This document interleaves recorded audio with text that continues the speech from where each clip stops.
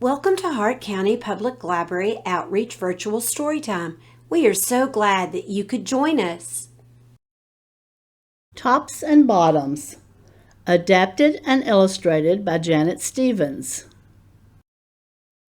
Once upon a time there lived a very lazy bear who had lots of money and lots of land. His father had been a hard worker and a smart business bear, and he had given all of his wealth to his son. But all Bear wanted to do was sleep. Not far down the road lived a hare. Although Hare was clever, he sometimes got into trouble. He had once owned land too, but now he had nothing. He had lost a risky bet with a tortoise and had sold all of his land to Bear to pay off the debt. Hare and his family were in very bad shape. "The children are so hungry, Father Hare.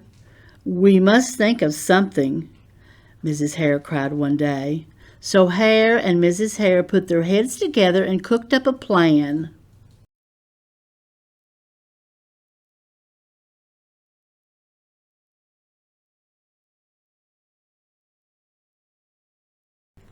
The next day, Hare hopped down the road to Bear's house.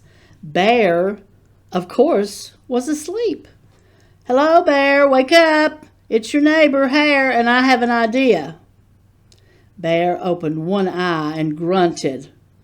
"We can be business partners," Hare said. "All we need is this field right here in front of your house. I'll do the hard work of planting and harvesting, and we can split the profit right down the middle. Yes, sir, Bear. We're in this together. I'll work and you sleep." "Huh," said Bear. "So what will it be, Bear?" asked Hare. "The top half or the bottom half? It's up to you. Tops or bottoms?" Let's see," Bear said with a yawn. "I'll take the top half, Hare. Right? Tops." Hare smiled. "It's a done deal, Bear."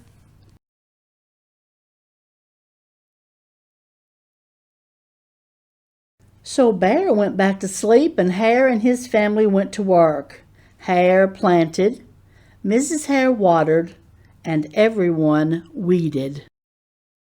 Bear slept as the crops grew. When it was time for the harvest, Hare called out, "Wake up, Bear! You get the tops and I get the bottoms."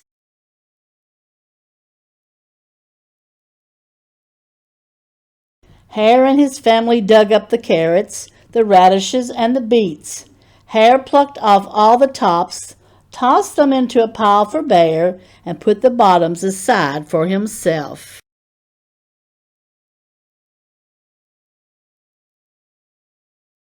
Bear stared at his pile. "But Hare, all the best parts are in your half." "You chose the tops, Bear," Hare said. "Now, Hare, you've tricked me. You plant this field again, and this season I want the bottoms." Hare agreed. "It's a done deal, Bear." So Bear went back to sleep, and Hare and his family went to work. They planted, watered, and weeded.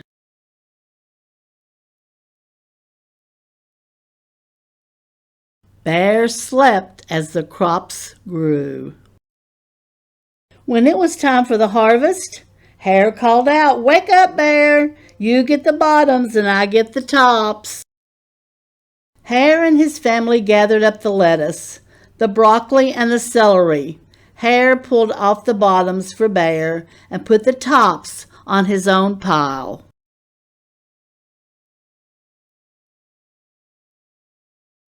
Bear looked at his pile and scowled. "Hare, you've cheated me again." "But Bear," Hare said, "you wanted the bottoms this time." Bear growled, "You plant this field again, Hare. You've tricked me twice, and you owe me one season of both tops and bottoms." "You're right, poor old Bear," sighed Hare. "It's only fair that you get both tops and bottoms this time. It's a done deal, Bear."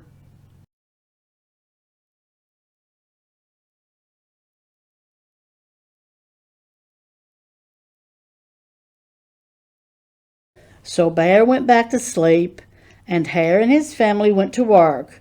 They planted, watered, and weeded, and then watered and weeded some more. Bear slept as the crops grew. When it was time for the harvest, Hare called out, "Wake up, Bear! This time you get the tops and the bottoms."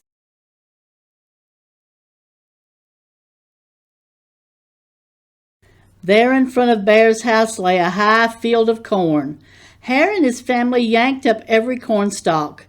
Hare tugged off the roots at the bottom and the tassels at the top and put them in a pile for Bear. Then he carefully collected the ears of corn in the middle and placed them in his own pile.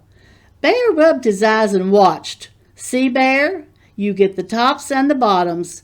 I get the middles. Yes, sir, Bear. It's a done deal."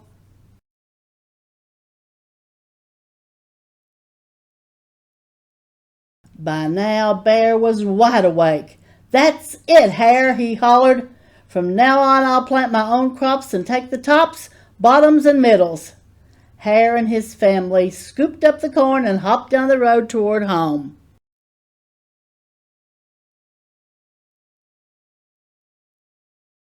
Bear never again slept through a season of planting and harvesting. Hare bought back his land with a profit from the crops, and he and Mrs. Hare opened a vegetable stand. And although Hare and Bear learned to live happily as neighbors, they never became business partners again.